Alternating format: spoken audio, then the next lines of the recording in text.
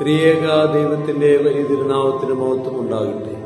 കർത്താവിൽ ഏറ്റവും അനുഗ്രഹീതരെ പരിശുദ്ധമായ നോമ്പിലൂടെ നമ്മൾ കടന്നു പോവുകയാണ്.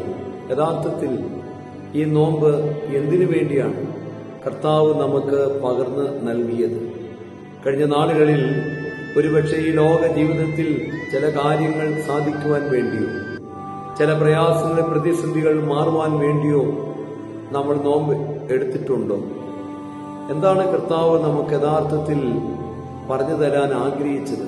നോമ്പ് സാത്താനെ ജയിക്കാനുള്ള തോൽക്കാത്ത ആയുധമാണ്. ഇവിടെ ഈ നോമ്പിൽ യഥാർത്ഥത്തിൽ എന്തായിരുന്നു നേടേണ്ടത്? സാത്താൻ നമ്മളെ പാപത്തിലേക്ക് വഴി നടത്തുന്നു.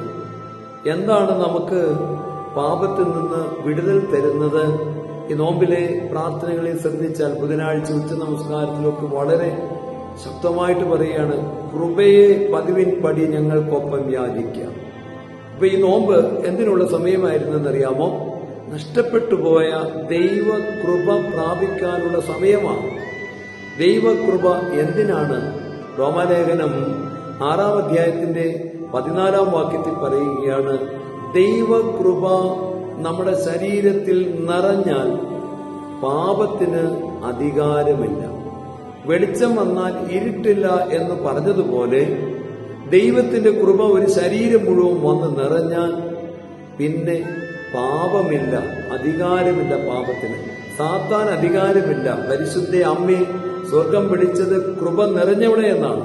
എന്ന് പറഞ്ഞാൽ ഓരോ കോശവും ദൈവകൃപ കൊണ്ട് നിറഞ്ഞ അമ്മയിൽ ഇനി പാപത്തിന് കർത്തൃത്വമില്ല. ഈ നോമ്പ് എന്തിനുള്ളതാണ്?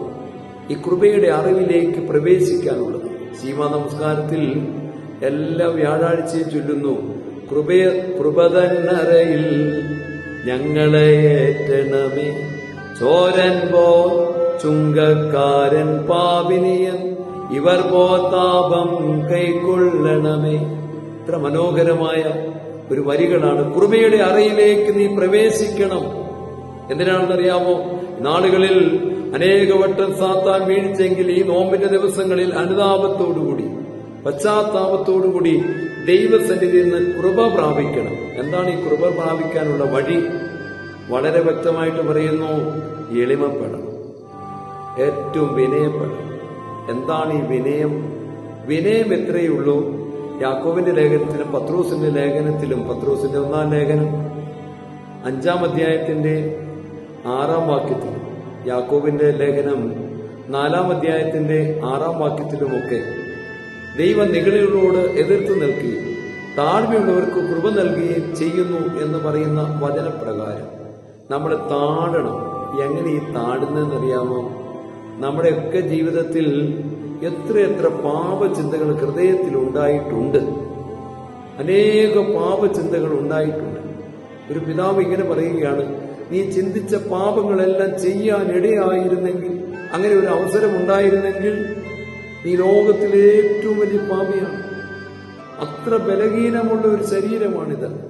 തിരിച്ചറിഞ്ഞ് ബലവാനായവന്റെ മുമ്പിൽ ബലഹീനപ്പെട്ടാൽ എന്റെ ശക്തി ബലഹീനതയിൽ തികഞ്ഞു വരുമെന്ന് 2 കൊരിന്ത്യരുടെ പുസ്തകം 12-ാം അധ്യായത്തിന്റെ 9-ാം വാക്യത്തിൽ കർത്താവ് പറയുന്നത് പോലെ ദൈവകൃപ നമ്മളിലേക്ക് നിറയും. ഈ പരിശുദ്ധ നോമ്പിൽ അനുദപിച്ച് എളിമപ്പെട്ട് വിനയപ്പെട്ട് ദൈവ മുമ്പാകെ വീണാൽ കൃപ നമ്മുടെ മേൽ വരും. കൃപയുടെ അറിയിലേക്ക് പ്രവേശിക്കും. അപ്പോൾ പാപം നമ്മളിൽ നിന്ന് മാഞ്ഞു പോകും. ദൈവമാണ് പാപത്തിന്റെ വാതിലടയ്ക്കുന്നത്. നമ്മൾ വാതിലടച്ചാൽ 50 ദിവസം കഴിഞ്ഞ് 51-ാം ദിവസം നമ്മൾ തന്നെ വാതിൽ തുറക്കും. അവിടെ പാപത്തിന്റെ വാതിൽ ദൈവം അടയ്ക്കാനായിട്ട് കൃപ നമ്മളിലേക്ക് വരട്ടെ. ഈ നോമ്പ് അതിന് നമ്മളെ ശക്തീകരിക്കട്ടെ എന്ന് പ്രാർത്ഥിച്ചുകൊണ്ട്, ദൈവത്തിന്റെ പരിശുദ്ധാത്മാവ് നമ്മളെ ഇതിനായിട്ട് ഒരുക്കട്ടെ എന്ന് പ്രാർത്ഥിച്ചുകൊണ്ട് എന്റെ വാക്ക് നിർത്തുന്നു. ദൈവം നമ്മളെ അനുഗ്രഹിക്കും.